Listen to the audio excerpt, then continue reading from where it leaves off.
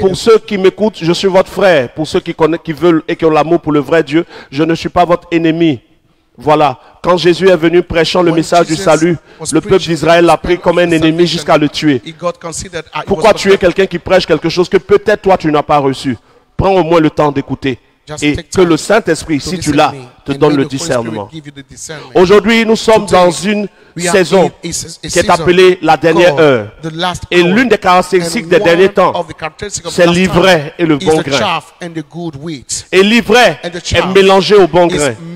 Et il faut du discernement pour trouver l'ivraie. Dieu n'a pas annoncé un livre.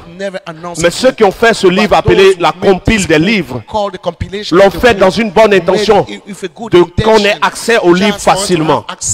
Mais ce que Dieu a annoncé, celui que Dieu a annoncé, c'est le Saint-Esprit. Pour nous, Africains, le message le plus important sort de la bouche de Jésus. L'histoire d'Israël, c'est l'histoire d'Israël. Certaines personnes vous diront qu'on tire des leçons de l'histoire d'Israël. Ok, on peut tirer des leçons. Mais pour nous, le plus important, c'est le message de Dieu pour toutes les nations.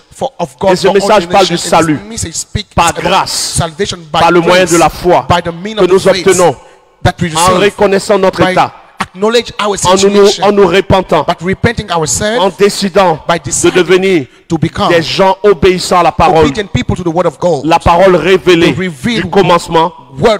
Et cette parole nous emmène à recevoir le Saint-Esprit qui fait de nous des enfants de Dieu. Selon qu'il est dit, ceux qui sont conduits par l'Esprit de Dieu sont fils de Dieu. Jean chapitre 3, il est écrit clairement, le vent souffle, on en entend le bruit, on ne sait ni où il va ni d'où il vient. Il en est ainsi de ceux qui sont conduits par l'Esprit de Dieu. Nous sommes appelés par Jésus à être remplis du Saint-Esprit.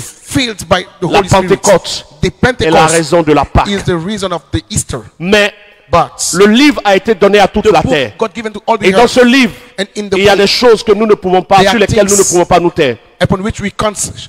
Comme le cas d'Osée.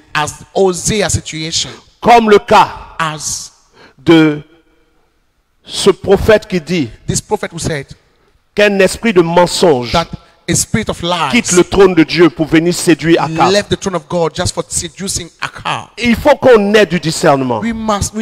Parce que dans le livre, des choses ont été insérées. Peut-être que les livres à l'origine étaient purs.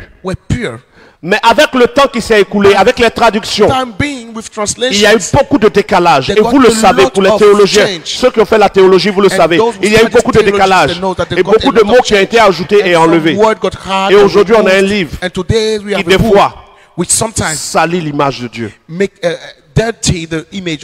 Aucun envoyé de Dieu ne dira à un prophète d'aller coucher avec une prostituée. Et pour vous, les prophètes, qui utilisaient le livre d'Osée pour aller coucher avec les femmes des gens, au jour du jugement, vous aurez des problèmes.